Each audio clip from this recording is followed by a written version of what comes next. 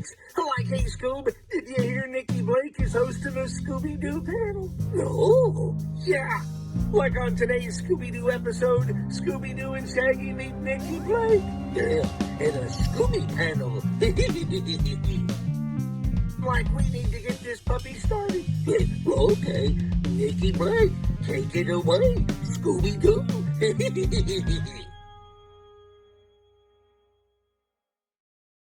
On today's episode of the Scooby Panel, Nikki and Wendy meet Oscar-winning sound designer Mark Mangini. What age did you become interested in music, and when did you start playing the guitar? I can really remember it like it was yesterday. My family grew up watching the Ed Sullivan Show every Sunday evening, and the Beatles showed up in 1964. I'm 8 years old, and I was smitten. I said to my mom, I want to buy a guitar, and she bought a 6-string acoustic guitar from the Sears and Roebuck catalog, and put me in guitar lessons in our little town, and that was the beginning of the end. It was a love affair from the very beginning. Now, arguably, my motives were not as pure as one might imagine. Maybe at 8 years old, I wanted to be famous through guitar like the Beatles. But I could easily put that to rest because I love music. I love writing. I love playing. I have guitars everywhere. There's guitars in every room of my home. There's guitars in all of my sound design studios. And this is often how I find relaxation and joy, just the simple act of doing it on my own. Yeah, and that's important, especially with how the world is, to be able to find something that brings you joy, that you can relax. And yeah, that's great. I think there's a biological effect, especially with an acoustic guitar, because the back of the guitar usually rests against your chest or your abdomen, and you feel the vibration. And I know there's some kind of palliative effect going on there, that just the vibrations travel through your body, and there's some healing effect. Who knows? But it makes me feel good. They say that music is healing. I know, depending on my mood, will depend on what I'm going to listen to, and it can really help me to get out of a bad mood, or sometimes put me in one. It depends on the music, I suppose. Who are your musical influences? Well, pathetically, mostly guitarists. I mean, especially because I'm a hippie and I grew up in the 60s, it's Jeff Beck and Jimmy Page and Eric Clapton and Stevie Ray Vaughan and B.B. King. Those are my really significant influences because I wanted to play in bands. I wanted to play lead guitar and be a front man and, take 16-bar solos. That was a real goal. And that visceral feeling of being on stage with your guitar cranked up and the distortion turned way up just felt good. But now I listen to a very, very eclectic mix of everything, not just music, but spoken word. And I mean, I can remember as a young man, I thought it was important to define myself by the music that I listened to or didn't listen to. And that was one way for us as young individuals to kind of mark our territory and define ourselves to others. I don't listen to that, or I don't listen to that. And that was never true in my case. I love all music. Atonal music. I love John Cage. I love found sound. I love musique concrète. I love classical music. I love Hungarian choirs. I love it all because in my world, even though I'm a sound designer, that's what I do for a living, everything I hear is music. To me, I don't differentiate between listening to a Bach fugue and downtown LA traffic because I see a connectivity of timbre and rhythm and tone and pitch and frequency and intensity. And my brain, unfortunately, I can't turn it off. I'm constantly analyzing the sonic universe that I'm surrounded by. And it's a real curse because it's hard to go to a movie without thinking about the sound instead of paying attention to the story and the words and the plot. That's really hard. And I do that even my wife chides me when we go on vacation. I'm always listening, and I always bring a sound recorder, and I'm always capturing the universe that surrounds me, even when we're supposed to be taking time off. It's part of you, so it's something that you enjoy, and it's great. I don't know if your wife agrees, but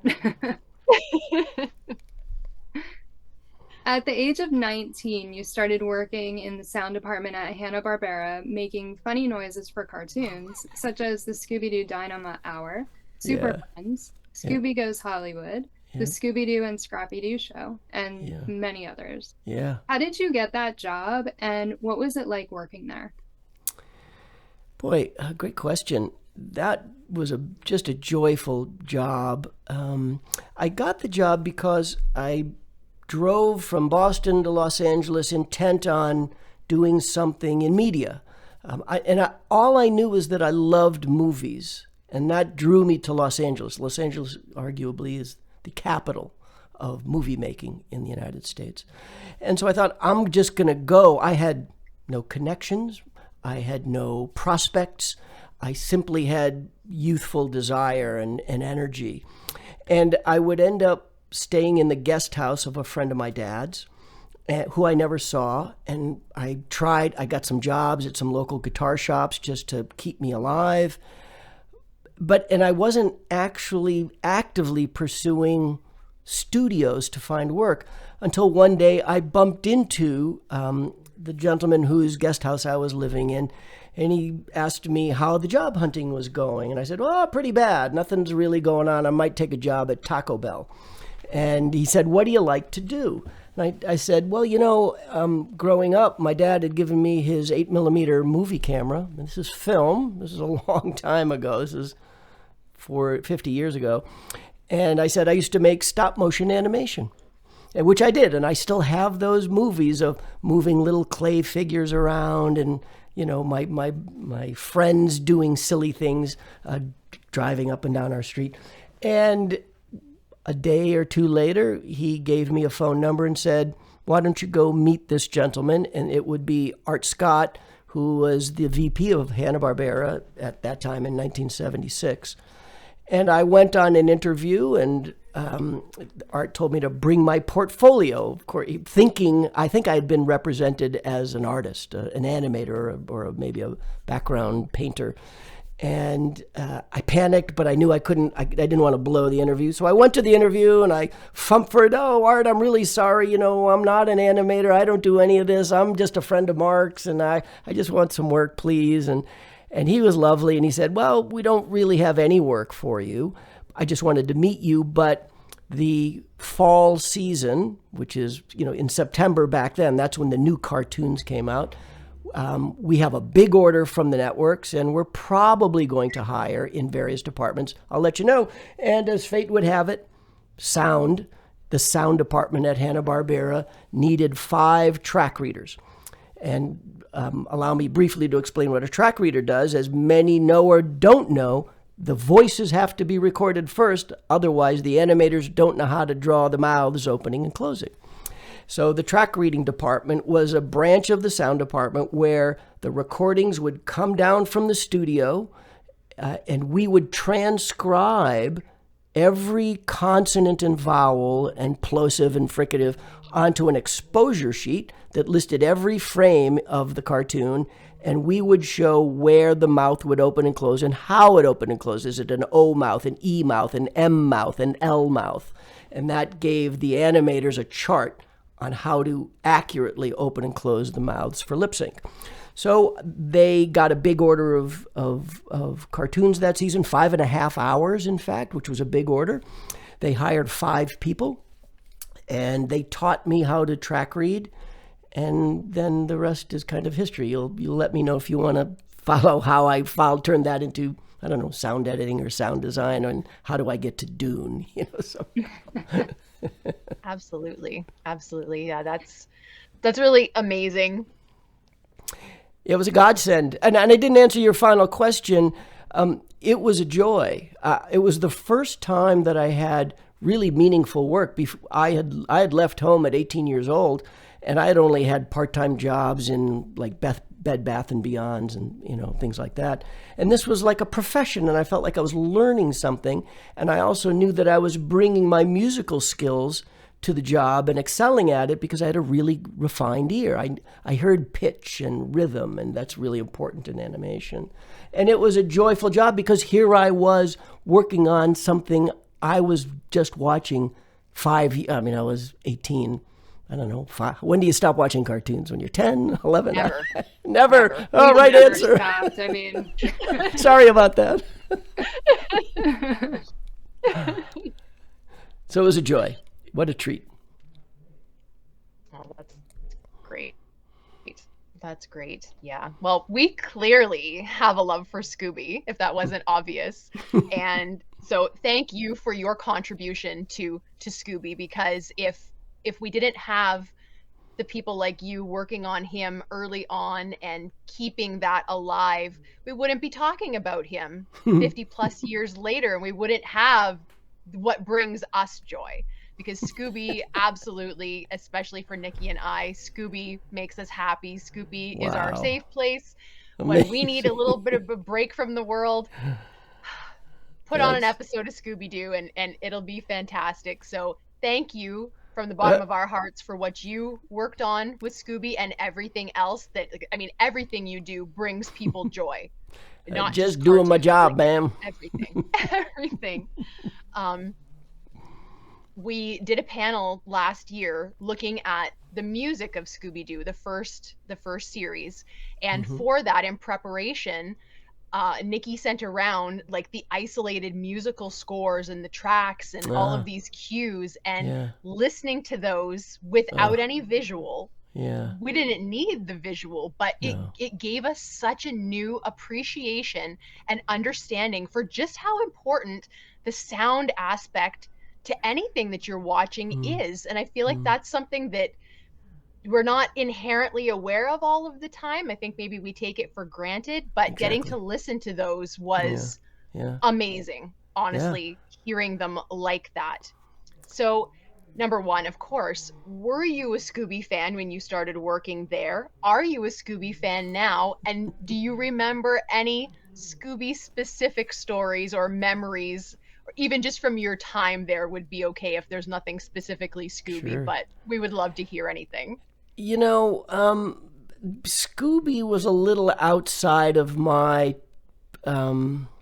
tastes. I can remember even as a kid, even before I arrived at Hanna-Barbera, feeling like it was just not. I was never a never much of a mystery fan. So that didn't pull me in. I was an out-and-out Flintstones fan, and I did get to work on the Flintstones cartoons as well as the two subsequent Flintstones feature films in the last couple of decades. So I wasn't particularly a fan, which is odd. Well, when I think back, my boss, it was kind of an assembly line. Unlike today, where in feature films I'm given months and months to think about and contemplate sound and design sound, that was more of a factory. A reel came in from animation, usually Korea at that time, and it was like thrown over the transom, and you had a couple of days to edit sound for a 22, 23, depending on the network, minute episode. That's a lot of sound, because animation is unique in that the only sound that exists is the voices. In movies, they put out a boom pole and you capture all the cars and the sounds on the set.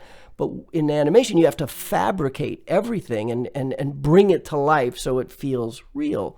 So it was a real lot of work, and you often felt lucky if you could simply generate enough sound for the things you were seeing on screen from a pre-existing library, but that precluded any kind of custom recordings or anything like that. I remember feeling grateful when I had enough time to experiment with one sound. There was a new alien in an episode, or a spaceship, or something science fiction-y that maybe we didn't have a sound for in the library, because we had sounds for everything. You know, we had silly sounds for hitting somebody on the head, and we had Fred Flintstone's car driving by. But if it was something we had never seen before, I got a chance to manipulate sound and do things to it and design it. But I was lucky if that was one sound. But I do remember feeling very grateful for having met Hoyt Curtin and Paul DeCourt. Hoyt and Paul were across the hallway. They were the music department, and they worked in two separate music writing studios. And they're always open door. And I would just walk in because I just wanted to meet the man that wrote Flintstones, meet the Flintstones, they're a funny family. You know, I wanted to meet that man. And he's just a lovely gentleman. And I had questions about music and how he wrote music for animation. And he would be an early seminal influence because in 1976, I didn't even know what a synthesizer was. And he introduced me to these interesting electronic devices that you could create sounds with. You know, we knew what violins and oboes and clarinets sounded like, but synthesizers opened up this whole universe not only for musicians, but for sound editors and designers like myself. And I became obsessed and fascinated, and I owe him a great debt of gratitude for that introduction. But it all happened so fast. I was at Hanna-Barbera for 3.5 years, and in a season I'd do 21, 27, I can't remember what the orders were, episodes in the span of about 4 months. I might do 2 or 3 episodes in a week, and it's all kind of a blur. You know, because much of it is very mechanical. You have the mystery van, and we know what somebody else had already decided. Here's the sound of the mystery van, and here's the sound of when Scooby does a take and shakes his head back and forth. Those are all codified, and you didn't deviate from those prescribed sounds. So I remember doing a lot of rote work, simply laying in the sounds that were acceptable and feeling good that I had delivered my reel on time to my boss. And I quite honestly, I'm really blanking on even a particular episode. Something will flash with me in a moment. It's funny because my memory of them is much like my impression of them before I started at Hanna-Barbera, where it was the 5 of them standing around talking about something. And that's where it kind of lost me. That didn't seem fun to me. Sure. Right. That's fair. We won't judge you too hard for that. Please, can I stay on for 5 more minutes? I'll try to give you something good. Since you brought up the Flintstones, you did the voice of Dino in the Flintstones on the Rocks. Yeah. Did you ever consider going into acting or voice acting? No, it's funny, that all happened by accident and as almost a necessity. I became in fact, the Dino voice came about out of frustration. I had listened to Dino so many times, and I would listen to Mel Blanc. You know, they'd record Mel in the studio, and the tapes would come down to me, and I'd listen to every utterance. And even back then, I revered Mel Blanc and the skill that he had. But I never thought I had any of those kinds of skills. And so cut to 1980-something, and the first Flintstones movie, and Brian Levant, the director, and I are in the process of interviewing everyone and anyone who does a Dino voice, including Mel's heir, his son. And his son at the time was the go-to for the Dino voice if Hanna-Barbera needed it. They weren't doing much with Dino at the time. And we brought him in. We brought in the greats, like Frank Welker, and you name it. It's a long list of a stellar voiceover recording talent. And after many, many weeks, 70 auditions. At the end of the very last audition, they walk out of the studio, and Brian and I turn to each other, and it doesn't have it. It's not, what is it missing that Mel brought to it? What are we missing here? And Brian said, I know what it is. And he walked up to the microphone and he did it.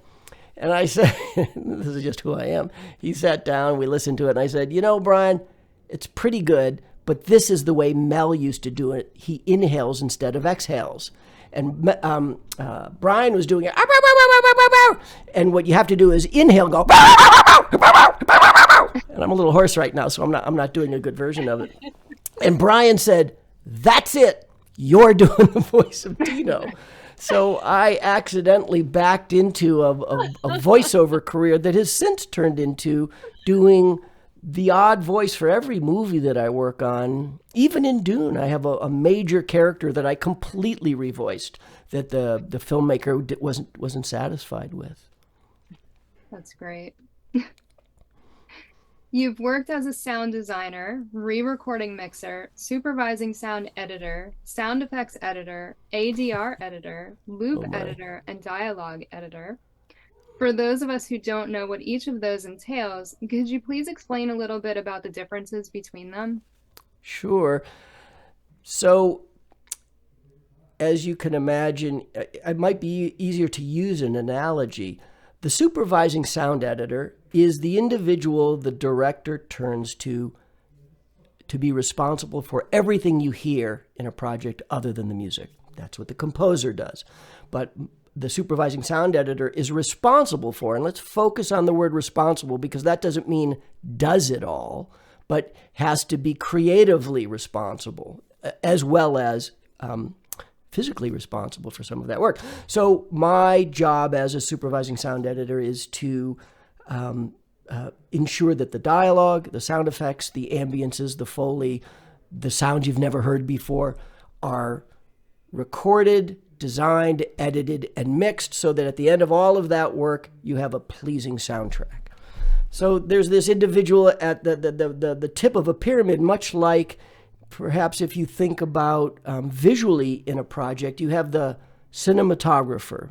Most people it's easier to identify there where that's the person responsible for the look of the movie, but the cinematographer doesn't move the camera, doesn't focus the lens, doesn't put up the lights, all the allied elements of the visual look of a project, but that's the person that the responsibility falls to for creating a look. And so to the supervising sound editor, and often the sound designer is the person responsible sonically at that end of the spectrum. So that puts that person, myself, in charge of a number of individuals that include sound editors, sound designers, ADR editors, and Foley editors. Beginning with sound editors, that was my principal job at Hanna-Barbera.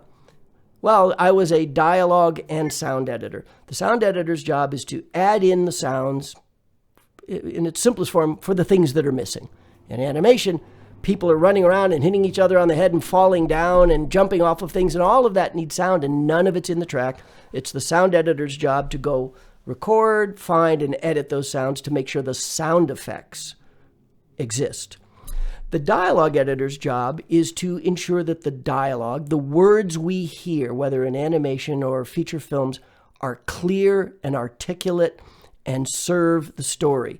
And it's a bit of a nuance to someone who doesn't know how a dialogue editor works, but the recordings done in a recording studio, at an animation studio, are not pure and pristine. You can hear the actors' keys in their pockets, and you can hear them shuffling around if they have the wrong kind of clothing on, and the microphone picks it up. And it is that dialogue editor's job, among other things, to make sure the track is pristine so that the audience only hears pure and clean dialogue.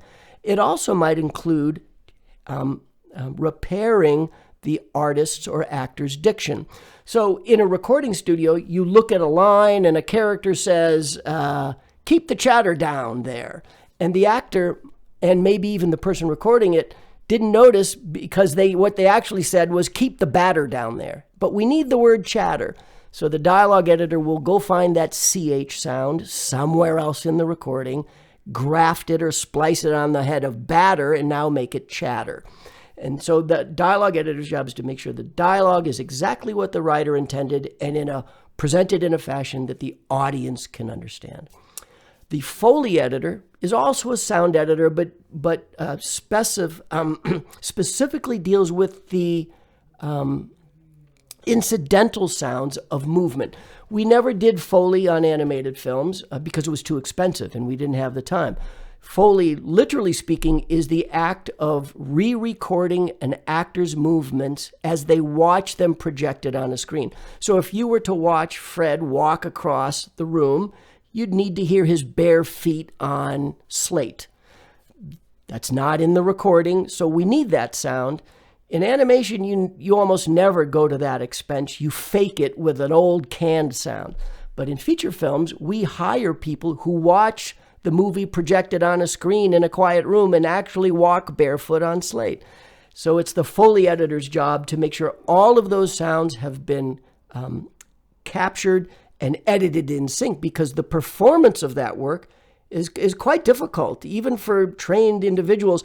Having your footfall land exactly when Fred's footfall lands, because if it's not right, if the sync isn't right, there's something off, and an audience is usually annoyed subconsciously about it because something doesn't feel right about it. That's a Foley editor. The ADR editor is also a dialogue editor, but a very specific part of dialogue. ADR stands for Automated Dialogue Replacement. That means never in a cartoon, but in a live-action feature film, you're shooting Ben-Hur and a plane flies overhead. Well, we didn't have planes in 20 BC or whenever Ben-Hur took place. And you can no longer use that recording made on the set. You have to throw out the sound recording and reproduce what the actors say. So it is the ADR editor's job to bring an actor into a recording studio, play for them on a screen with headphones, and they can hear their original performance and then re-speak the line, hopefully with the right intent and performance and character nuance. And then it's the ADR editor takes those recordings and fits them perfectly to the mouth so the lips are opening and closing when they're supposed to. It's probably the job closest allied to track reader that I described earlier in the beginning of the interview. Oh Sorry, goodness. that was a long. No, Is that too much? That was. Oh my goodness, that was such a great explanation of it. Because, again, if you're just a person that enjoys watching something or listening to it and you've never done it, it is so easy to take for granted the amount of work that goes into something. The next time that I watch an episode of Scooby, especially because it's animation, it's way more basic than something like a film like Dune, very much on the more basic scale. And yet everything that you have described is still just as important to the story and selling what the people are seeing.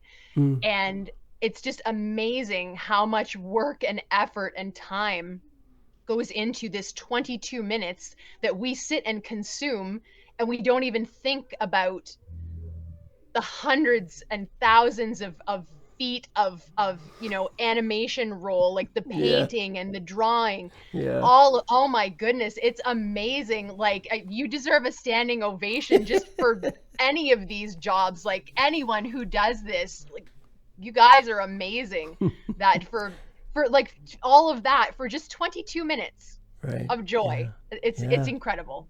Absolutely incredible. It's the interesting thing about all of that to me is that it's all meant to be invisible. If I'm doing my job correctly, even on a Dune or a Mad Max, I don't want the audience to be thinking that I'm the puppet master pulling their strings with sound. The best work is work that goes unnoticed in a sense. Sure. Absolutely. Yeah. No, just amazing. And sound effects are so interesting, especially if you're watching animation, like the silly sounds, the fun sounds and things like that. So you actually you're credited as a sound effects editor on what is my personal favorite second second favorite Scooby-Doo episode of all time, The Night Ghoul of Wonderworld. It was an episode of Scooby-Doo and Scrappy. So this episode for me is filled with really fun sounds.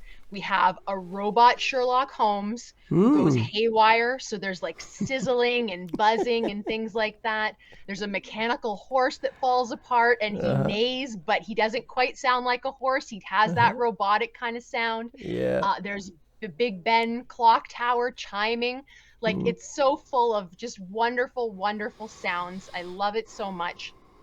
Are there certain types of effects or settings, or maybe even like a theme, like a Western or romance or fantasy, something like that, that are just more time consuming or take more effort or are more difficult to create sound for than others? And have you ever been unsuccessful at creating a sound that you really wanted for a part? Yes and yes. There it is. All right, the first question was, do I have a favorite genre to work in? I'm sorry, I didn't. I would love for you to give us your favorite as well, but specifically, are there any that's more difficult to do? There's two answers to that question. It's animation and science fiction are my two favorites. The reason they're my favorites are that they give me the broadest, blankest palette on which to apply interesting, creative, inventive sound. You know, as I said earlier, in animation, it starts with the voice. And then now you see these images and you see a universe that should be making a sound we're familiar with, and you're not hearing any of it. That gives sound designers a unique opportunity to create sonic universes that don't exist from whole cloth, from the smallest granule of sound. You have to build up everything that you see and make a believable soundscape. So for that reason, animation is one of the great joys, especially because in live action filmmaking, the sound that's recorded on the set is often tainted in some way. It's very hard to go out on location anywhere in the world and not have a great recording of an actor polluted by an airplane flying by or a dog barking off camera. And we're always dealing with these pollutants to the purity of sound that we're all after. So for that reason, animation is a great joy and maybe one of the greatest challenges, because we have to convince you consciously and subconsciously. There's a little thing going on in the back of your head that's ticking, and it's telling you, I don't buy this. Something doesn't feel right, and it might be sound. And so along the same lines, science fiction is a great challenge because you have to create the sounds of things no one's ever seen before and present them in a way that's believable. And that's a challenge. I can't tell you how many times I've done science fiction, and it's a lot. I've done 4 Star Trek films and the Blade Runner movie and Dune and numbers of others. And sometimes you present your sounds to the director and, you know, hey, this is the sound of a sandworm. We've never seen one before. And the director says, that's not what it sounds like to me.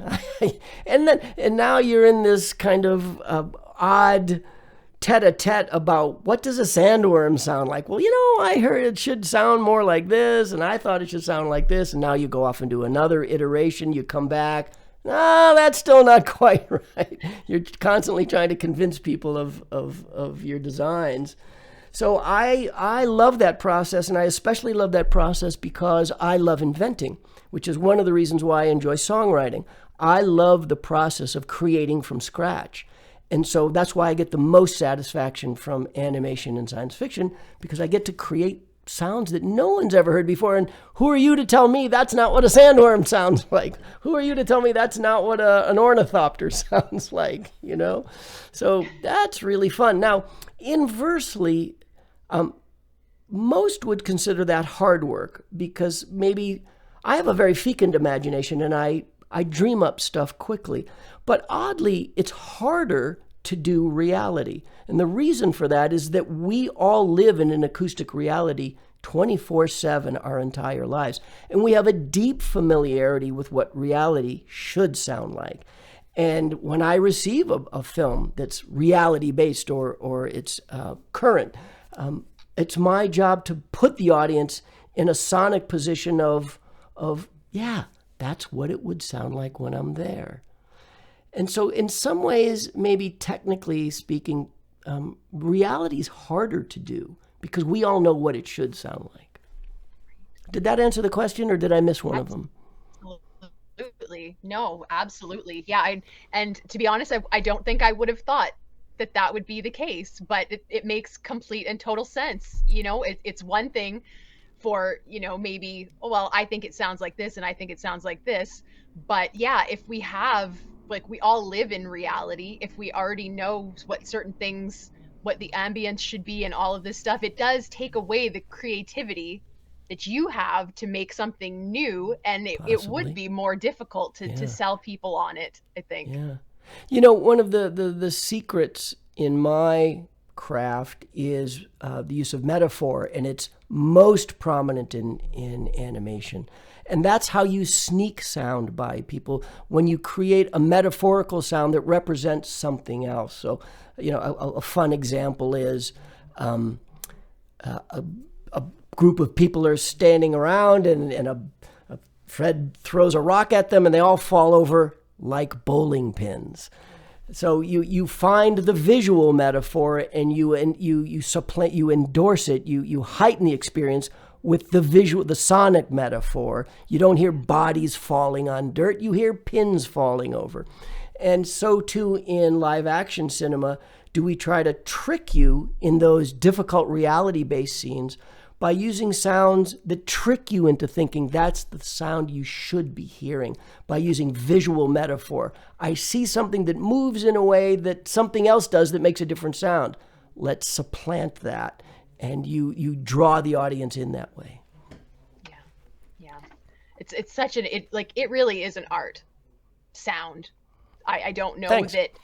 I don't know that a number of years ago that I would have realized that, but it's so, it's amazing. It's amazing. I think that everyone needs to have a proper appreciation for the amazing things that you guys do. It's really incredible. Really Thanks. Incredible. As someone that can't do any of that and wouldn't even try, I mean, amazing. Seriously. Anybody can learn it. I think art can be taught, and that flies in the face. I think creativity can be taught because it's a muscle that you have to exercise and practice with. And when you know the right muscles to exercise, you can become great at anything. And one of the examples I like to use is that to me, sound design is no different than musical composition. If you look at what I do, I deal with sound, I deal with timbres, I deal with voicings, I deal with time. If you looked at the score to a great symphony, you'd see it broken down into its component parts, that sounds were being played up here and in the middle and the low sounds, and some of them are very rapid and some of them are very languid. I'm using all of those tools in the design of sounds, and the only difference is that the sounds I use are not harmonic. All the sounds that I use are dissonant and enharmonic, as we say. But the approach to it is no less studied. Every sound that you hear in a cartoon or movie is contemplated and thoughtful and has a reason for being, and no sound is ever out of place. Just as you'd never hear a flat or a clam, as we say in music, you'd never hear a clam in a properly recorded composition. Yeah. It is very deliberate. Everything that you do, you don't leave anything to chance, and that is the mark of a true craftsman, I think. And it's wonderful. It's wonderful to see people who have a passion for what they do, because I feel like that passion is the one thing that I don't know that it can be taught. I think it can be learned, because you may not be passionate about something when you start, but the more that you are involved in it, the more you grow to love it. Obviously, you will grow passionate about it. But I really do feel like when people like you are passionate about your job, or you're not just doing a job, like you legitimately seem like you love what you do and you enjoy it, I feel like that translates in what you end up creating and putting out there. And that's something that's really special. Really you special. said something right in the middle there that's really valuable about not leaving anything to chance. There's never a mistake. And George Lucas, the great director, producer of the Star Wars universe, says this, I'll credit it to him because these are close to his words, but that is, at the beginning of a movie, when the lights go down, you don't see a card that comes up and says, we didn't have enough time or money to really do the visual effects right, and some of the sounds might not be right. We just, and it rained that day, so it's not going to look quite right. It should have been a sunny day. You don't get to put an excuse in front of your work. That's the way art is, just arrives as it is. Yeah, that's a great way of putting it. So sound, in some respects, it really is the key element to selling a scene properly. No matter what you're doing, if you're doing animation or you're doing a movie, regardless of genre, sound is actually very, very important. If we were watching Scooby and the gang being chased through a spooky castle by a ghost and it was absolutely silent, it just wouldn't feel the same. You wouldn't be scared. The sound effects that go along with that are super important to how much you believe the scene, how much you can interact with the scene, like if your imagination, and how well it plays. So though, can I get an amen? Yeah. So even though sound is so integral to every production, it is often a feature that's overlooked by all of us that are not aware of what's going on behind the scenes. But since sound and music are so powerful, they set the tone and the atmosphere of the setting with a single beat or a single note. I mean, you can change the mood like that instantaneously. So true. You can feel all kinds of emotions. You can be afraid. You can be happy, joy, sorrow, terror, anything. Just with sound alone, even without a visual. So what do you think it is about sound and music that humans react to and connect with so deeply? And how do you tap into that when you're working on creating the sounds of a production? Oh boy, that's a 2-hour seminar, that one. We've got the time. I have an hypothesis about sound. It's a little heady, and then I'll try to answer the question directly. Sound, in a sense, is two senses, is like the bonus sense, because sound reproduces in waves, and waves vibrate the cilia in your inner ear, and your brain translates that into hearing. But because waves are physical and transmitted through the air or water, we also feel sound. And I think for that reason, sound is arguably more powerful than our visual faculty, because we're feeling it and we're hearing it at the same time. I have a good friend who lectures often about sound, and he takes a poll and he asks the audiences, if you had a choice between remembering a deceased loved one with a photograph or a sound recording, most people instinctually will say the sound recording, because there's something visceral about that. There's something that feels more near and emotional. I'm searching for adjectives, but we have this other kinship with sound that I don't think we have as much with our visual faculties. So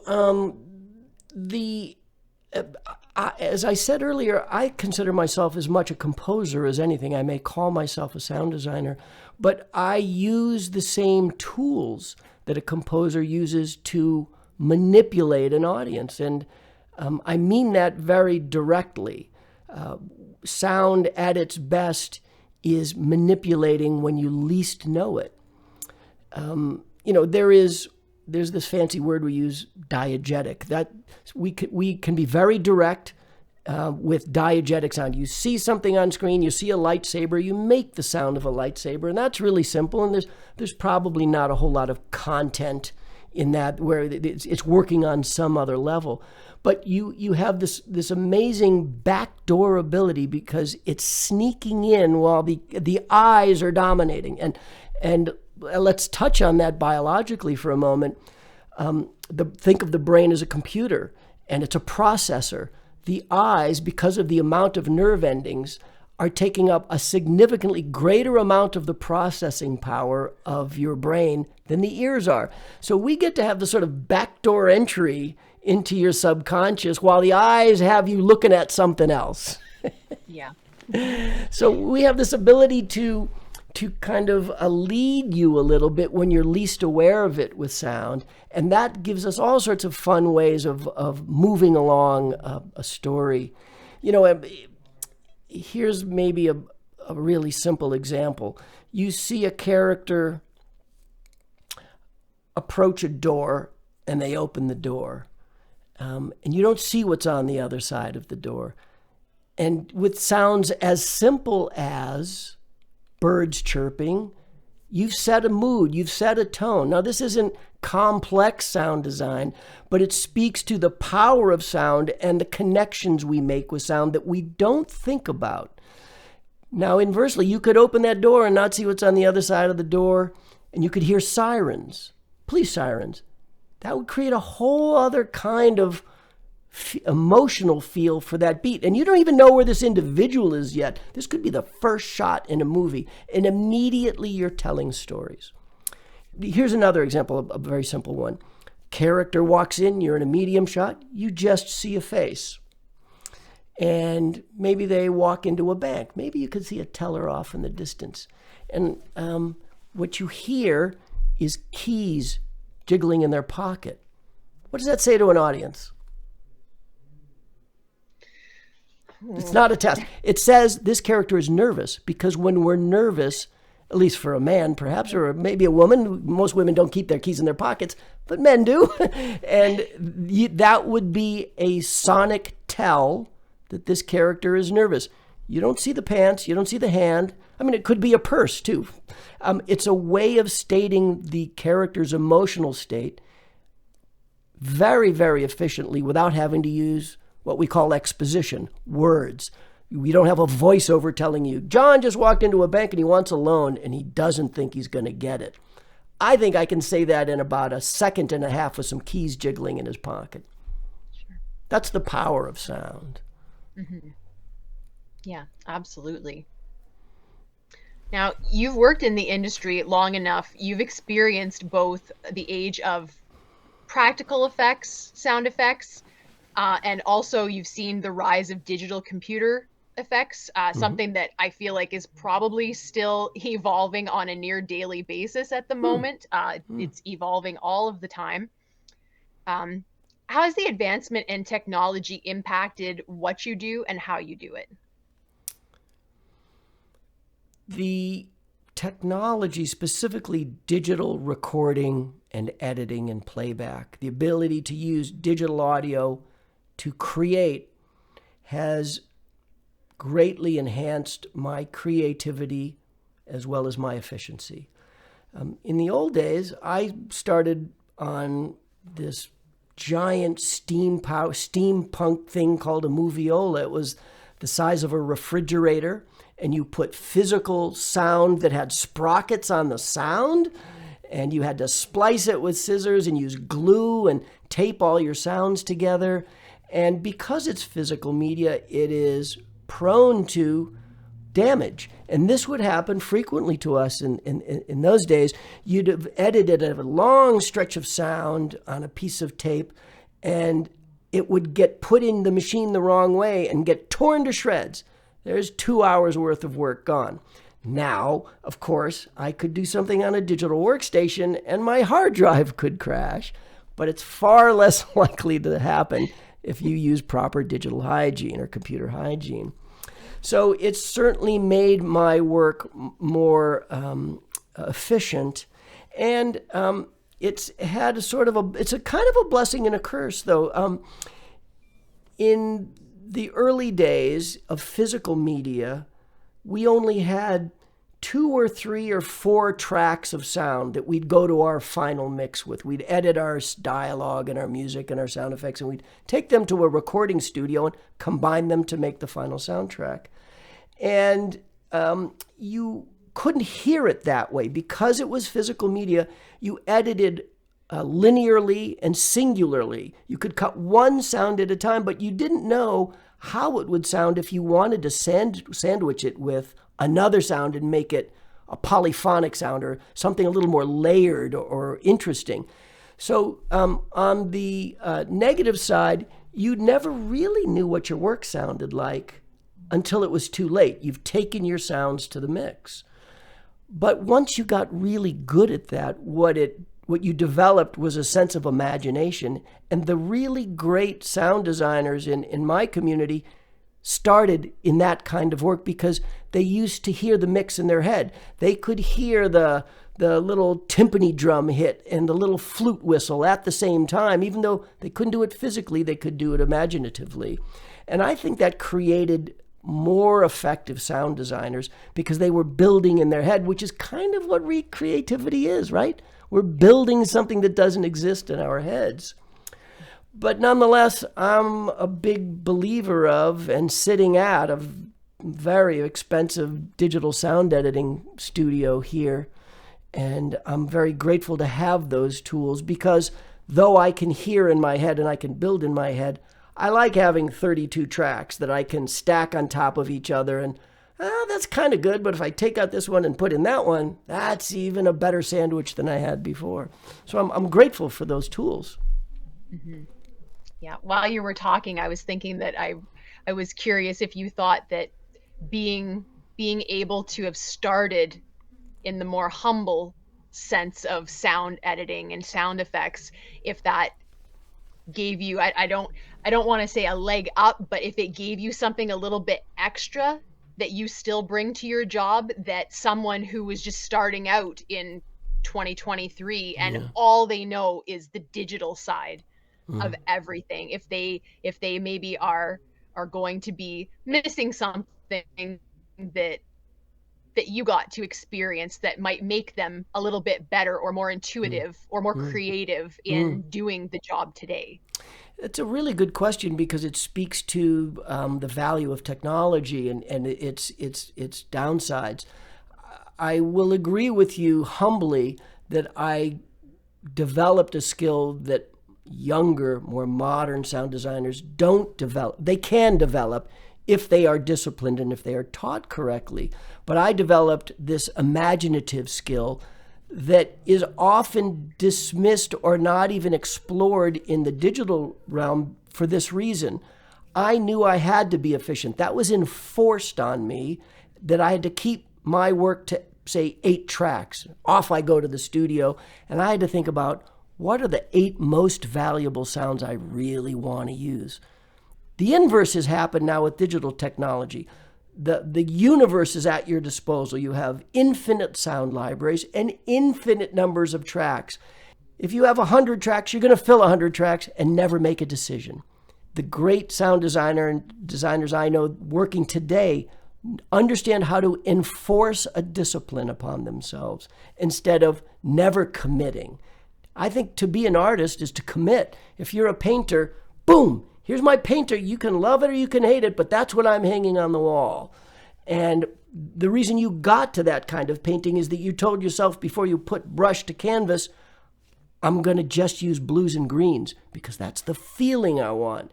And now you're defining a palette. This is also true of great sound designers and composers. We create a world that we want to work within, and that those restrictions actually uplift us. They don't constrain us. Yeah. That's very reminiscent of, I like to watch a lot of cooking competition shows, and a lot of times you have these very accomplished chefs. It's not that they've made, like, their dish is amazing, but whoever is judging them says, you know, this was really great, but it could have stood like a little bit of editing. You maybe didn't need 10 ingredients. You could have stopped at 7 and it would have been even better, even though you technically gave us more. Right. it would have been better with a little bit of editing and discipline. Yeah. It's the same principle. That's a great analogy. There's so many great cooking and sound analogies as it happens. Yes. I like, I've said a few times in some lectures that because I believe that everything in sound should be as original and as bespoke as possible. And we find that true in cooking as well. No self-respecting chef would put canned peas in their featured dish on the menu than I would a canned sound in my soundtrack. Yeah, absolutely. Now, there's a really great featurette, guys, you can watch it on YouTube, from 2021 called The Sound of Dune. And in this, you said this is a quote from you from that. "We never embark on these projects knowing what the final landing place is. I think if we did, we wouldn't be artists, because then it's all canned and premeditated. That's the joy and the fear of being an artist, is that you go in feet first saying, I'm going to trust this and I'm going to just see what comes out the other side."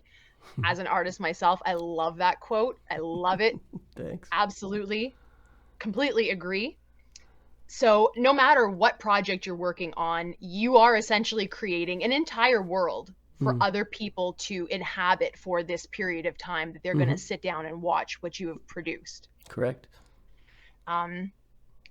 What aspect of, like, there's so many, obviously, there's a lot of creativity goes into all of this, but what aspect of that creative process most drives you to do this job? Is it the challenge for you, or the anticipation and the thrill of that unknown? Or is it even just after all is said and done and all of that work that you've put into it, getting to see other people's reaction and say, yes, I hit it. That was what I wanted. You guys love it. And I'm glad that you love it. All of those things are true, in a sense, self-evident. We all like, there's a child in every artist that needs approval, right? In some sense, we never grow up. Yeah, absolutely. And I don't know if this is cultural or if it's nurture or if it's nature, but I'm Italian. I'm 100% Italian. My relatives all came from Italy. And there's a Geppetto in me, the Geppetto who made Pinocchio. And if you remember anything about Geppetto, it's that he did it for himself and no one else. And I'm happy to create a beautiful thing, which is a complete and perfect little jewel of a soundtrack. And I can put it up on a shelf, and even if no one ever sees it, but of course I want everyone to see it and enjoy it, I take a deep pride in accomplishment through the overcoming of obstacles, the unique knowledge that I created something that didn't exist before, that I was the author of something new and unique. And there's this sort of Italian craftsman in me that has to express constantly. And that's why I've done 155 movies. I keep going because I love the process of creation and challenging myself and seeing where I go with it. And fully acknowledging that it's terrifying almost every minute of the journey. Because especially at the beginning of a project, my wife could tell you, I always say to her, oh my God, I just looked at the movie, it's day one. I don't know how I'm going to do this. And I have massive anxiety, creative anxiety, because I don't know. But I do know enough to know that it is in the process of jumping in feet first and trying and experimenting and succeeding and failing and then succeeding again that I end up where I've ended up. It's harder to have that confidence when you're young because you haven't proven it to yourself yet. But every time I say it to my wife, she says, you said this on Mad Max. You said this on Star Trek. Like, go on, you're going to be fine.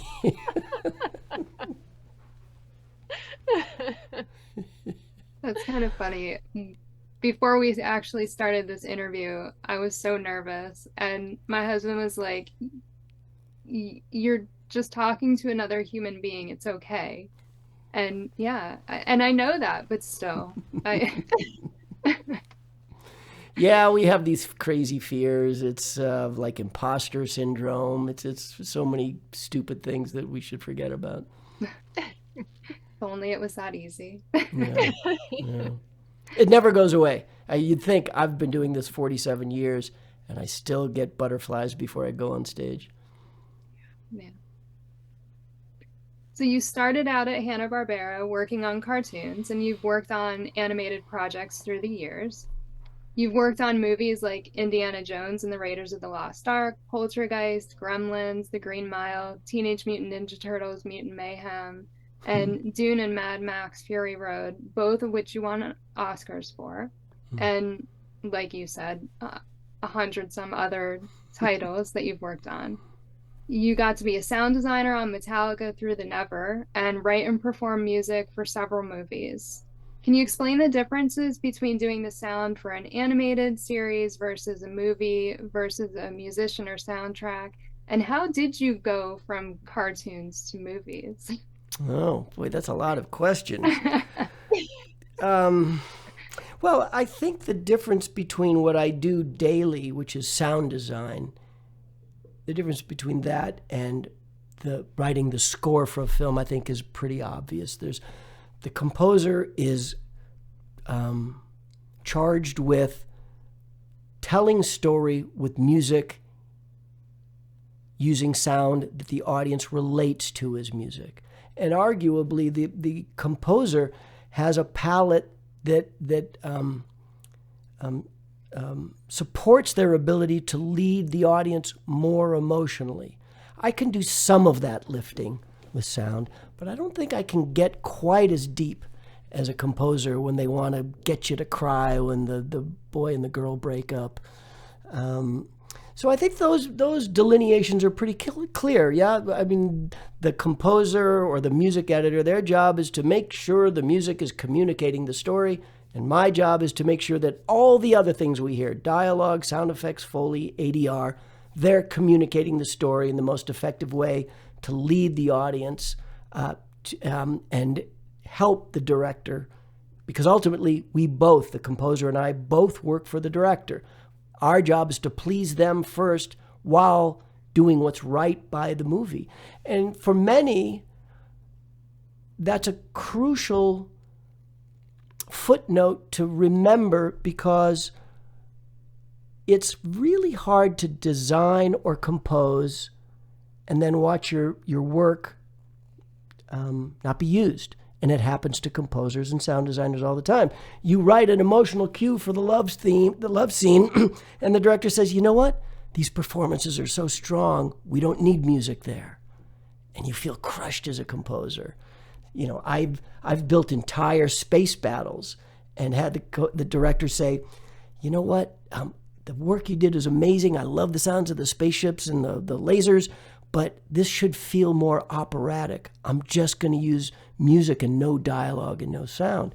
And you have to be ready to dispassionately let go of all the emotional attachment you have to the work, as well as the memory of the nights and weekends you spent making it, all the effort you put into something. And you have to, in a heartbeat, be willing to say, yeah, that's what works for this movie. It's an essential characteristic, I think, for artists in our field, anyway. So that's part of your question. What was the last part of the question? I didn't answer it. How did you go from cartoons to movies? Oh, that's good. I was happy as a clam at Hanna-Barbera. I was getting paid more money than I had ever seen in my life, which was a whopping $200 a week. But in 1976, for me, that was a lot. I had only been like a stock boy at a department store making $2 an hour. So I was working on cartoons that I loved, and I was working in Hollywood, California, surrounded by crazy, goofy people that made silly sounds for a living, where farting was acceptable. And I felt like I had just found it. I had just landed, and I was happy as could be until 1977, and I saw Star Wars. And then I made this little light bulb went off. I've never been an individual with huge career aspirations. I never thought big. I just felt like if I'm making enough money and I love what I do, that's a pretty complete life. But then I saw Star Wars and the light bulb went off. I thought, wait a minute, that sound was amazing. I do sound. Maybe I could do something like that. That would be way more satisfying than every week putting in the same old bowling pin sounds and frying pan hits. I want to make a mark, no pun intended, with my sound work, and I want to be recognized for my creativity. And that's when I realized I got to leave. And as fate would have it, my mentor, Bill Kowalchuk at Hanna-Barbera, a lovely man who would stay after work and teach me how to create sounds and edit sounds. And he'd give me a project. And I'd stay late at night after everybody had closed the doors. And the next morning he'd come in and I'd play him my work and he'd guide me as a mentor should. And that same time that I had this epiphany, he moved to Paramount Studios. He was tired of cartoons as well. And he got a job in their sound department at Paramount. And I called him up and I said, Bill, get me out of here. He got me an interview with Howard Beals, the head of the department, who took a liking to me. And I had a job offer as an apprentice. It was a step down. I would have to apprentice all over again with the sound editors at Paramount. But I was happy to make that move so that I could advance my career.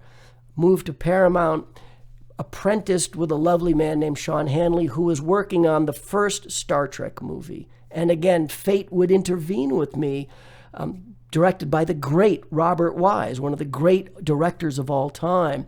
And sadly, Sean would get very ill and have to leave the film.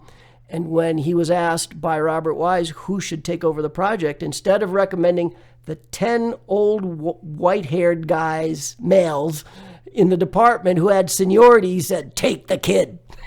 And that's when I met Robert Wise. I got to work on a Star Trek movie. It's like, what? This is crazy.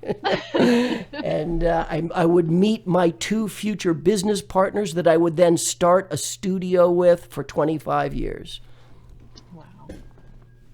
Yeah, that's amazing. That's nutty. Amazing. It's nutty. I've seen a few clips here and there over the years where you get to see how some practical sound effects are made, behind the scenes. Like, what are you're banging on something, or like you say, somebody's running across the floor. Yeah. And I think that's just fascinating that you can think of the sound that you need, going a little more creative than just a running thing, but you can think of something, and then now you have to make it. You have to find some way to make that sound a reality from what's in your head. Yeah. So I would love to know, what is the craziest or most creative practical sound effect that you've done, and how did you make it? I hate to say it, but that's what I do every day. I can't pick a craziest, but I'll tell you one that's maybe relatable because you could probably go see it or hear it right away.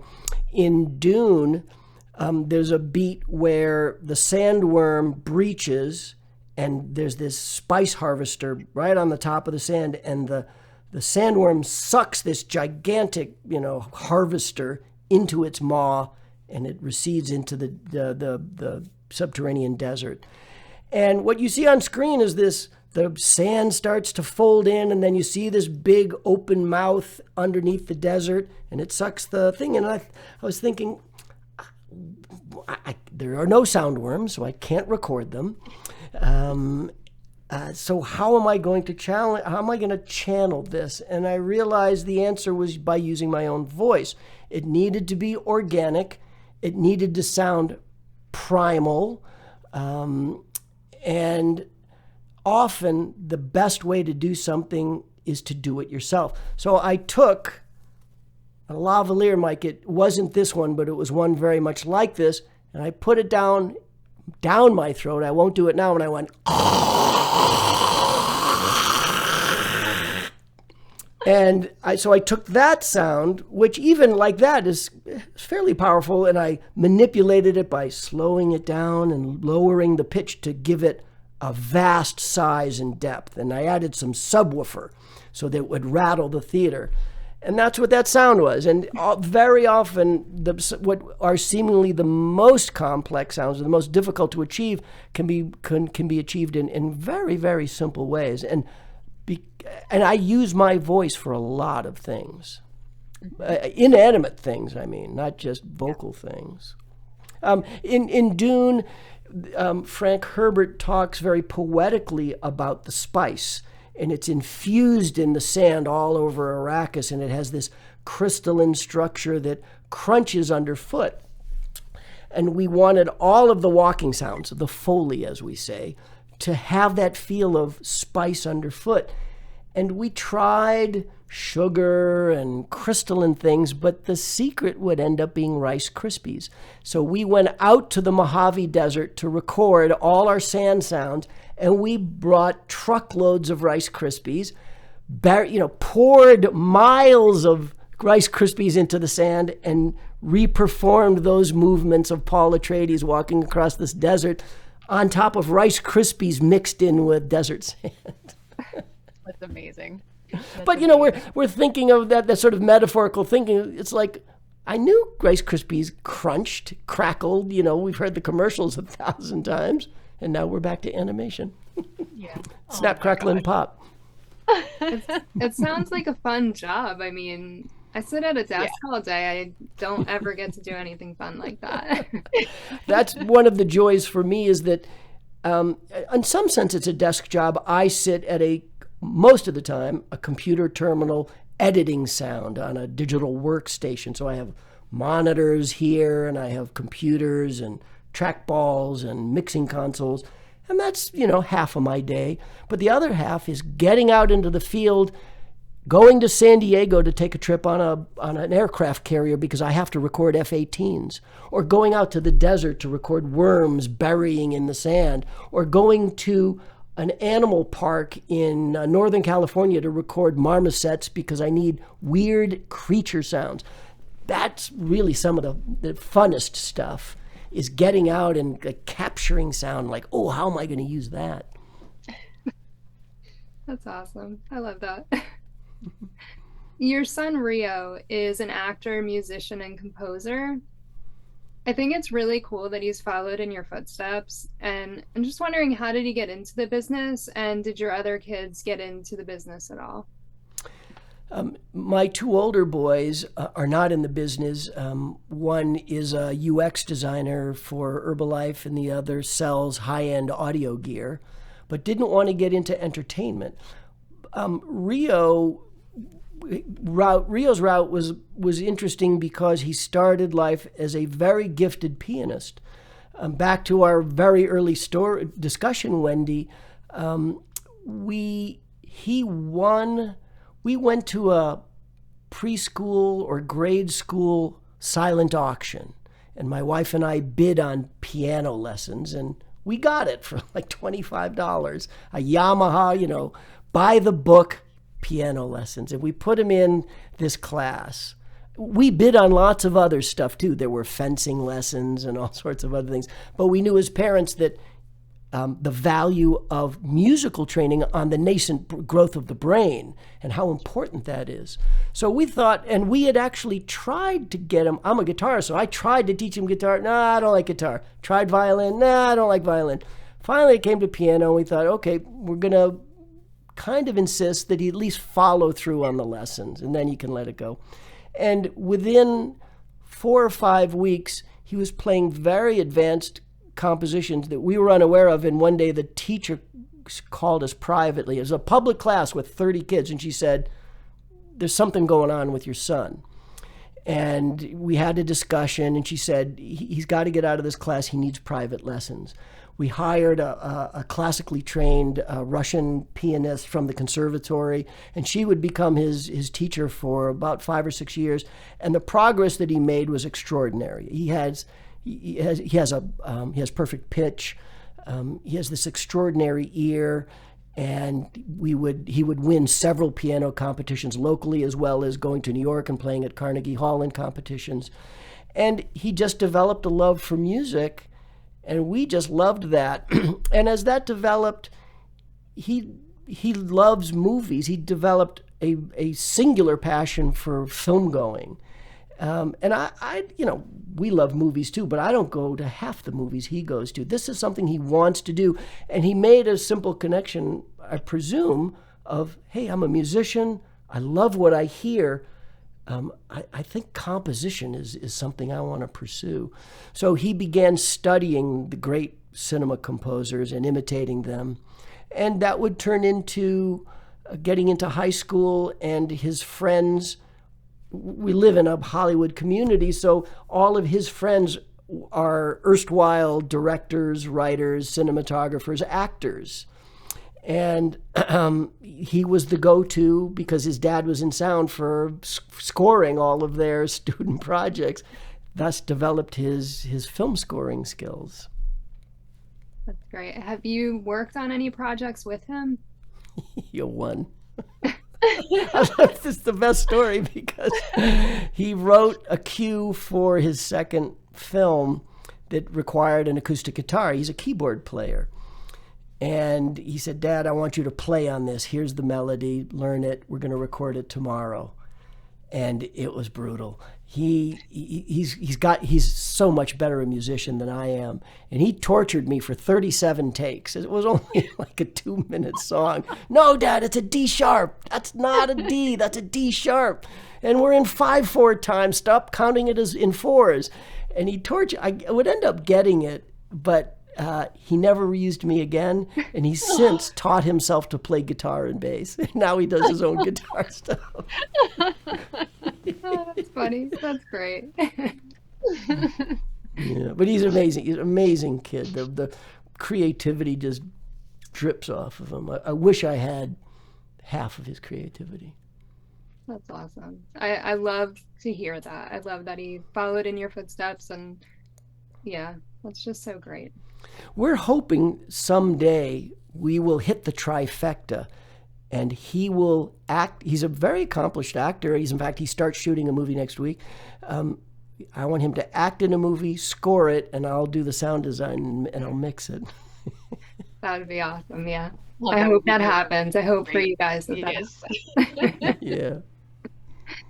Do you have any fun stories that you can share from your career in the industry? I did hear from somebody that you have a Frank Welker story. I have so many Frank Welker stories. I'm trying to remember. I almost killed him on Gremlins. Frank has been a dear friend since Hanna-Barbera. Whenever his tapes came down, he'd make me laugh. And he would actually save my butt on Raiders of the Lost Ark. During the Hanna-Barbera years, tapes come down from the studio, and the actors are always goofing around between takes. And Frank used to like to practice his voices, one of which included an imitation of a monkey. And cut to, I've left Hanna-Barbera, and I've left Paramount, and I'm working independently, and I'm working on Raiders of the Lost Ark. And one of my areas of responsibility was the scene with Sulla and the trained monkey, and the Nazis try to find Marion in the basket. And none of that had sound. It was all very bad production sound. And even what there was noisy because it was modern Cairo, not 1942 Cairo. So I knew I had to create a voice for the monkey. And the first thing I did was I went to some animal farms and some zoos to record and capture actual simians. And I would be almost deathly attacked by a macaque at a particular farm. And then I pieced all those sounds together, and it didn't have the whimsy that I wanted. And then, one morning in the shower, ding, Frank! Frank used to do that funny monkey. And we called him in, and it was just genius to watch him perform. And you can look it up online on my on my YouTube channel. You can find Frank's first performance of the scene where the monkey tries to poison Indiana Jones with the bad date. And that's Frank doing all three characters' voices and the monkey voice in real time, and had us in stitches that day. It was so memorable. But the other one of the other stories is that for Gremlins, I knew I wanted Frank for the character of Stripe, the mean gremlin, who dies in the end of the film because he's exposed to water and he kind of melts away. And we queued up that scene, and Frank did his best kind of gurgly, gargly death throes, and I pushed him too hard, and I said, Frank, I just need it to sound like there's just all sorts of phlegm in your voice. So why don't you try this? I'm going to pour some water in your mouth while you do the take. And so he does this, and the microphone's up here, and I pour a cup of water, and he almost drowns because it goes down his windpipe, and he's like, and it was horrible. And I don't think he talked to me for a while after that particular recording. So he was always skeptical whenever I called him after that. But what a genius he was and still is. Yeah. He's an amazing man, and I think he's our generation's Mel Blanc. He's done so many voices, including for Scooby-Doo. He wasn't Fred. Yeah, he's Fred. He is. He Fred. still voices Fred too. Yeah. Yeah. He's a great guy. Is there a specific story that you'd heard that I haven't told? It was the one about you almost killing Frank. I didn't hear the story, just that you almost killed him. Did he tell you that? No. He's still steaming about it. He took my call a couple of weeks ago, so I think he's over it now. That's good. 40 years later. Oh, that's funny. Well, thank you for sharing those with us. That's great. Yeah, I probably should have remembered. I mean, gosh, there's so many crazy stories of recording. The animal records are always challenging because I've gotten in cages with elephants and big cats and dangerous animals and almost been trampled and attacked and bitten and those kinds of things. Those are always kind of spooky, and I'm always in high speed sports cars. I'm always recording, Lamborghinis and Ferraris for these kind of chase movies. I go out a lot with the military, the Navy and the Army, to record munitions and bombs, and that's always fun, playing around with things that go boom.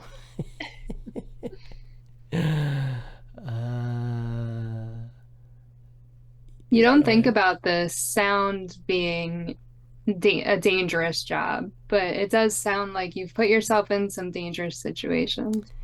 Like anything with risk, there's reward, and the closer you get to something, often the better it sounds. The more risk you take to get exactly the sound that you want, the more you push the envelope to get what you hear in your head, the more likely it is that it's becoming more and more dangerous to get it in the first place. Yeah. I'm trying to think the closest I've ever come. On Dune, where I've done a lot of dangerous things. On Dune, I wanted the sound of the bodies rolling down the sand dunes, and sometimes the best way to do something is to do it yourself. And that was very painful. We went to the Mojave Desert and climbed 2,000 and 3,000 foot sand dunes, and I was the one that volunteered to do the rolling, and I tossed myself down the dune face and rolled 3,000 feet and would hit my head on a rock. I didn't get a concussion or anything, but it was very painful, and I would go home with bruises all over my body. And of course, just being out in the desert, it's 90 degrees. We schlepped tons and tons of water, but we're out in the noonday sun for 9 hours trying to capture authentic sounds in the desert. When you may have heard or seen some of these National Geographic specials about the singing dunes. Dunes themselves, with the right composition of sand and the right humidity, make this lovely moaning sound when the wind pushes a mass of sand in one direction. And you get this very pure musical sound. And you can look this up on YouTube. They're easy to find. And I was determined to get that. And I was in Doha, Qatar, for a film festival, and they offered to take me out to their dunes. So I wanted to record those sounds in their dunes, but the only way to do it is to trigger a landslide because if there's no wind, nothing is moving the sand. So they brought 2 Toyota Land Cruisers up to the top of the dune, and we got in them, and we're pointed down 45 degrees, and we triggered massive landslides that I just nearly escaped getting caught in, but I got amazing recordings of these singing sand dunes. Oh, wow. I think you're just as adventurous as some of the characters in the movies that you've worked on. I'll do anything to get a good sound. My wife is a constant target. Often to get a sound, you need somebody to record it and somebody to perform it. And she's very often the performer because I have to hold the microphone and do all that kind of stuff. And she's participated. And, she will very often wake up in the middle of the night. It's 2 a.m. and there's a thunderstorm. And I'm in my underwear with a microphone out the window, having jumped out of bed because I keep a recorder by my bedside, just like Keith Richards kept a little cassette deck next to his bedside and record when he wrote Satisfaction. So she's woken up many a morning early to find me monkeying around with something. We live in the hills of Sherman Oaks, which is near Hollywood, and we abut to a hillside where there's a community of coyotes. And if that pack often will go on a hunt and catch a rabbit, and they go into hysterics for 5 minutes, and I love recording those. Yeah. That's great. Is there anything in your career, like you've done so many things, you've dabbled in all of it. Is there anything that you haven't gotten to do yet that you'd still really like to do? I haven't done a Western yet. I've done everything but a Western, I think. And that's, Westerns are so uniquely, sonically interesting with horses and the quiet of the desert and tumbleweed and revolvers and shootouts, on Main Street and the saloon and the swinging doors there's just such a rich palette, and I haven't had an opportunity to do that. Do you know anybody? Oh, I wish. If I did, I'd be like, hey, here, Mark's here, come do it right now, get it done. Yeah. I just had the good fortune to start work. I went 45 years without doing a documentary, and now I've done 3 in the last 3 years. So that's been a joy too. Those are, documentaries are a very, very different beast in the way you present sound. There's integrity and honesty to what you're doing because you don't want to deceive the audience. You're arguably trying to present the reality that was actually there at the time the image was captured. Mm-hmm. That's a unique responsibility. And documentary filmmakers are just a different beast. There's a passion that's very different from narrative cinema filmmakers, and I love that. And unfortunately, documentaries don't have the budgets that narrative films do, but the joy in them is worth it to me, and I'll often take a hit on my salary. Because if it's content that I'm really engaged in, then I did a film last year for Amazon called Goodnight Oppie, and it's a beautiful movie about the Mars rover Opportunity that went to Mars 18 years ago, was supposed to last 6 months and last 15 years and sent back troves of scientific data. And it was a gorgeous movie about science, the joy of science, and the community that surrounds NASA and JPL, and the love for this little robot that they invested in like a child. And that was the story.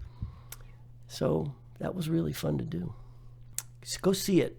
Really, I promise you, you'll love it. Good night, Oppie. I don't know if you have any other stories you want to share. We've taken up a lot of your time, so I don't want to keep you too long, but this has been amazing. Yeah, it's been really wonderful to talk to you. It's very informative and interesting, and it's just great. you both have done the research on me and my work, so it's just a pleasure to respond to much more probing questions. I really appreciate the hard work you both have put in to do the research, so thank you for that. Thank you.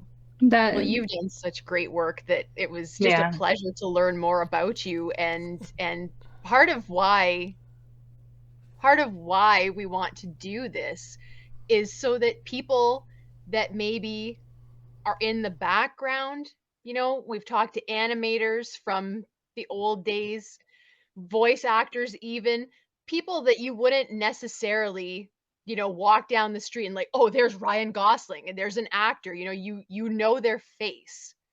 But so much, I mean, actors are wonderful, but the actors wouldn't be what they are. They couldn't do what they do if you guys weren't behind the scenes creating that world for them to do their thing in. And it's just a shame how I feel like the people that actually maybe put in the most work are the least recognized by us regular people. And that's a shame. And you guys deserve recognition from, like, you have Oscars, and that's wonderful, and I'm sure that you love them, but we just want you to know too that even us, these millions of people across the world who watch what you do, we love it. You entertain us, you give us an escape from reality, you inspire us with your creativity. That's a really big thing to us, and you guys deserve all the love that we can give you for that. And maybe not everybody gets recognized on the street, but hey, we see you and we love you for what you've done, and we can't wait to see what else you're going to do. There's some good things coming up. Can't tell you. Good. And I do hope you get to work with your son again, because that'll be cool. Yes. Yeah, that will happen. He's the best. Oh, I have one other question, and it's kind of a weird question. And I have a visual. This picture is like my favorite picture that has ever been taken of anyone. And I don't know if it's just very powerful. And I'm just wondering, like, when was it taken, and was it just like during a photo shoot? What was it taken for? It was taken as it was a gift. It was taken by a very famous photographer, a very well-known and very accomplished photographer here in Los Angeles. And he did an amazing short film, not so short, hour-long film on art. And he interviewed all, like from Neil Gaiman to me, interviewed great artists and what drives them. And he had seen some of my YouTube videos and lectures, and he thought everything he was covering was visual, and he wanted somebody to talk about the sonic arts. And I gave him a great interview, so he said, and in return, he offered to do a headshot for me. So this was a headshot done in his studio. It's one of just 2 or 3 frames that he shot. It happened really quickly, but he had a very clear idea and then a very unusual, like, bilateral lighting setup, because you can see I'm lit from both sides. But he had done some weird kind of barn doors on some of the key lights so that you got a cat eye effect in my irises, which I think that's what kind of grabs people's, like, something's different about that photograph.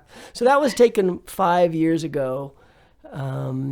And in fact, you can see part of my, if you go to my YouTube channel, it's called Temple of Art. If you actually just Google Temple of Art, Alan Amato, that's the name of the photographer, extraordinary artist in his own right and filmmaker, documentary filmmaker. And he did this film called Temple of Art that I encourage you to watch. I have a little snippet of it on my YouTube channel. Excellent. For sure, we'll check it out. Yeah, yeah. My wife has been bugging me that's already 5 years old, so I need a new one. I don't know if I go back to Alan or I just tell him to do the same thing, but now I have less hair. Well, it's a great picture. Like there's just something so like powerful with that picture. It's just You know, it's funny. It's funny you say that because I loved it too, and the reason I loved it is that every picture of an individual in my community is a guy, a white-haired male, sitting at a mixing console, has a microphone in their hands, at an editing workstation, and I hate that. I don't want to be defined by my equipment, and I hate those kind of posed photographs like you're doing something. So I just told him I just want a headshot. Do not come to my studio. Yeah. well, And that's what pretty makes me happy. I didn't do what all my peers do. He did a really good job with it. So Yeah, I'll tell him. He's a good dude. Look him up. yeah. Absolutely. The movie itself, The Temple of Art, is a very inspiring film, actually, on the creative process. Yeah. It sounds very interesting. That is all the questions that we have. Thank you so much for talking to us. This was awesome. It was so great to learn all about the sound. It's really, I mean, for music being part of my life for most of my life, the process of how all of this is done is something that I've really never gotten to know. So it was really cool to learn about it. And I think that's why they call it behind the scenes, right? Maybe you weren't supposed to. I don't know. Yes, thank you for giving us so much of your time. We really, really appreciate it. And we really hope that you have enjoyed this. No, it has been much great as we fun. have. We spent almost 2 hours, so this has been great. It's been really fun to reminisce, and for you to give me the luxury and the opportunity to say what I want to say and just kind of speak my mind. So that's really a treat. Thank you, Nikki, and thank you, Wendy. yeah. Absolutely. Thank you so Thank much. you. Thank you for tuning in to another Scooby panel. I'm Nikki Blake from ScoobyAddicts.com. If you like these panels, please subscribe to my channel for more great discussions. A huge shout out to our patrons, Julie Rosen, Ross from ScoobyFan.net, Scooby-Doo of Roblox, and Tage. If you would like to support the Scooby panel, please go to patreon.com/ScoobyAddicts. A very special thank you to Oscar-winning sound designer Mark Mangini, and artist, blogger, and Scooby collector Wendy BRYDGE. Scooby Panel is available in podcast form on most podcast platforms or as a web series on YouTube. You can find Scooby Panel on Instagram, Facebook, and Twitter as @ScoobyPanel.